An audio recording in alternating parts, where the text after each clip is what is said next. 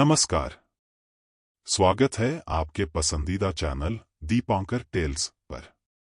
आज हम बात करने जा रहे हैं भारतीय न्यायपालिका के सबसे महत्वपूर्ण और ऐतिहासिक मुकदमे की, केशवानंद भारती बनाम केरल राज्य 1973। यह केवल एक कानूनी विवाद नहीं था, बल्कि भारतीय लोकतंत्र, संविधान और मौलिक अधिकारों की रक्षा के लिए लड़ी गई एक निर्णायक लड़ाई थी। यह वही केस है जिसने भारतीय संविधान में मूल संरचना सिद्धांत बेसिक स्ट्रक्चर डॉक्ट्रिन की नींव रखी और यह निर्धारित किया कि संसद को संविधान में संशोधन का अधिकार तो है, लेकिन वह संविधान की मूल संरचना को नहीं बदल सकती। आइए इस महत्वपूर्ण मामले को गहराई से समझने के लिए इसे अलग अलग भागों में विभाजित करते हैं। पहला, पृष्ठभूमि और घटनाक्रम। दूसरा, संवैधानिक संशोधन और संसद की शक्ति। तीसरा, मामले की सुनवाई और दलीलें।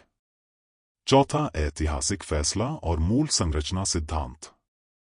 पांचवां है फैसले का प्रभाव और निष्कर्ष। सबसे पहले हमें यह समझना होगा कि आखिर यह मामला क्यों और कैसे शुरू हुआ। केशवानंद भारती कौन थे? वे केरल के कसरगोड जिले के एडनीर मठ के प्रमुख थे। यह मठ न केवल एक धार्मिक संस्था थी, बल्कि इसके पास काफी मात्रा में कृषि भूमि और संपत्ति थी, जिसका उपयोग मठ की आर्थिक आवश्यकताओं को पूरा करने के लिए किया जाता था। मामला कैसे शुरू हुआ? केरल सरकार ने भूमि सुधार कानून, केरल लैंड रिफॉर्म्स एक्ट, लागू किया, जिसका उद्देश्य जमींदारी प्रथा को समाप्त करना और भूमि का पुनर्वितरण करना था। इसके तहत मठ की संपत्ति को भी सरकारी नियंत्रण में लिया जा रहा था। केशवानंद भारती ने इसे धार्मिक स्वतंत्रता और संपत्ति के अधिकार का उल्लंघन मानते हुए संविधान के अनुच्छेद 26, धार्मिक स्वतंत्रता, और अनुच्छेद 31, संपत्ति का अधिकार, के तहत सुप्रीम कोर्ट में याचिका दायर की। मामला क्यों बढ़ा? मामला केवल संपत्ति के अधिकार तक सीमित नहीं रहा, बल्कि यह सवाल उठ खड़ा हुआ कि क्या भारतीय संसद को संविधान में असीमित संशोधन करने का अधिकार है? यह प्रश्न इसलिए महत्वपूर्ण था क्योंकि 1960 के दशक में सरकार ने भूमि सुधार और समाजवादी नीतियों को लागू करने के लिए कई संवैधानिक संशोधन किए थे, जिनमें मौलिक अधिकारों को भी बदला गया। तो आइए जानते हैं संवैधानिक संशोधन और संसद की शक्ति को। भारतीय संविधान के अनुच्छेद 368 के अनुसार संसद को संविधान में संशोधन करने का अधिकार है, लेकिन यह अधिकार कितना व्यापक है, यह स्पष्ट नहीं था। आइए इसके पीछे के कानूनी इतिहास को समझते हैं। शंकर प्रसाद केस 1951। इस मामले में सुप्रीम कोर्ट ने कहा कि संसद को संविधान में कोई भी संशोधन करने का पूर्ण अधिकार है, जिसमें मौलिक अधिकारों को भी बदला जा सकता है। सज्जन सिंह केस 1965। इस फैसले में भी यही कहा गया कि संसद को मौलिक अधिकारों में संशोधन करने का अधिकार है, क्योंकि यह संविधान का हिस्सा है, न कि इसकी मूल संरचना। गोलकनाथ केस 1967। यह मामला भारतीय संवैधानिक इतिहास में एक महत्वपूर्ण मोड़ था। सुप्रीम कोर्ट ने 11 जजों की बेंच के साथ यह निर्णय दिया कि संसद को मौलिक अधिकारों में संशोधन करने का अधिकार नहीं है। कोर्ट ने कहा कि मौलिक अधिकार संविधान की आत्मा है और इन्हें बदला नहीं जा सकता। संसद की प्रतिक्रिया: 24वां, 25वां और 29वां संशोधन। गोलकनाथ फैसले को पलटने के लिए संसद ने 3 बड़े संशोधन किए।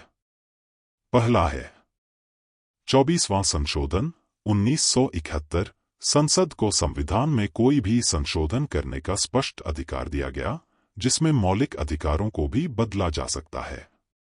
और दूसरा है 25वां संशोधन 1971। अनुच्छेद 31 में संशोधन किया गया, जिससे संपत्ति के अधिकार को सीमित किया गया और सरकार को भूमि अधिग्रहण में अधिक शक्ति मिली। तीसरा है 29वां संशोधन 1972। केरल के भूमि सुधार कानूनों को 9वीं अनुसूची में डाला गया, जिससे उन्हें न्यायिक समीक्षा से बाहर रखा जा सके। अब सवाल यह था क्या संसद के पास संविधान में असीमित संशोधन का अधिकार है, जिसमें मौलिक अधिकारों को भी खत्म किया जा सके? इसी सवाल का जवाब देने के लिए केशवानंद भारती ने सुप्रीम कोर्ट में याचिका दायर की। अब जानेंगे मामले की सुनवाई और दलीलें। सबसे बड़ी संविधान पीठ। यह मामला 13 जजों की संविधान पीठ के सामने सुना गया, जो भारतीय न्यायिक इतिहास की सबसे बड़ी बेंच थी। 68 दिनों तक चली सुनवाई। मामले की सुनवाई 31 अक्टूबर 1972 से शुरू होकर 23 मार्च 1973 तक चली, जो अब तक की सबसे लंबी संवैधानिक बहसों में से एक है। प्रमुख वकील और दलीलें। नानी पालकीवाला, भारत के महान विधिवेत्ता, जिन्होंने संसद की असीमित शक्ति के खिलाफ तर्क दिया और संविधान की मौलिक संरचना की रक्षा करने की बात कही। सीके दफ्तरी, भारत सरकार के वकील, जिन्होंने तर्क दिया कि संसद को संविधान में संशोधन का असीमित अधिकार है, क्योंकि यह जनता की सर्वोच्च प्रतिनिधि है। मुख्य सवाल: क्या संसद को संविधान की मूल संरचना को बदलने का अधिकार है?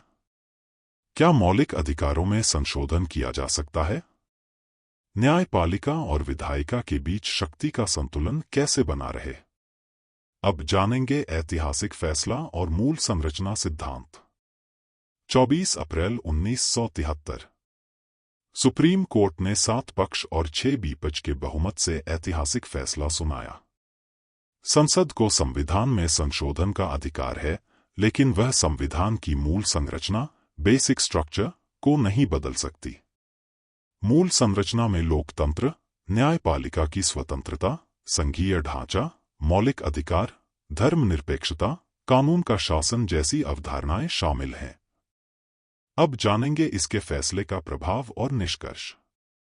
इस फैसले ने भारतीय लोकतंत्र और संविधान की रक्षा में महत्वपूर्ण भूमिका निभाई।